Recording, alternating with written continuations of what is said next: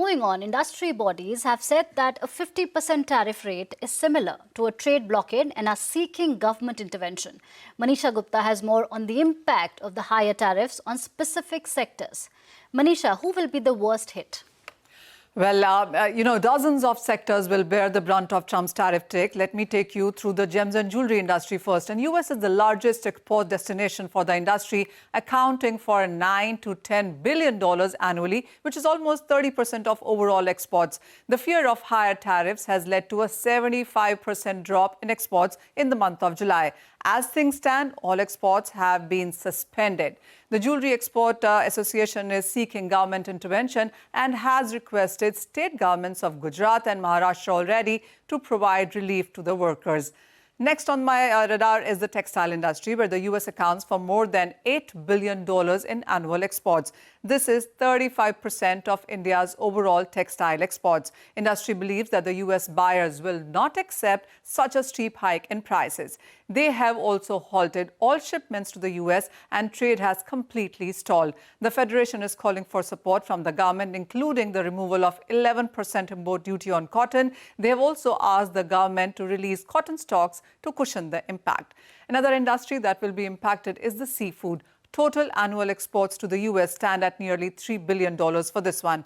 The Industry Association is estimating loss of 24,000 crore rupees. They believe that India is at disadvantage compared to other countries and have called on the government to explore alternative markets. And finally, it is the Rice Exporters Federation also fearing that it could lose out to Thailand, which faces a much smaller tariff at around 19%.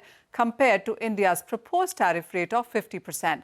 The rice exports last year was worth $42 million. The Industry Association has said that trade stands suspended as they await clarity. These are just some of the worst affected industries due to the US tariffs. Here are the reactions from the corporate leaders on the US tariff hikes and its implications.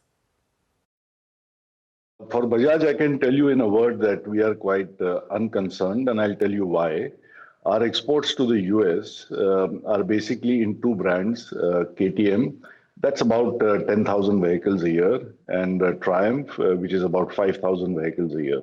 So, firstly, it's 15,000 vehicles a year in a volume of about 5 million vehicles. So that's less than 0.5% as far as volume is concerned. Nevertheless, it's an important market. It's a very profitable market. So it's not a business we would like to lose. And I don't think we are going to lose this business. It's very difficult for any industry to mitigate a 50% tariff. Yeah. Well, let's understand that. That's impractical. We've been talking to our customers. The customers understand this. They're supportive. And they all believe that there will be a political solution on the table sooner than later. We have taken a tariff hit of about 14 crores, okay, which is roughly about $1.6 million on an export of roughly 200 million.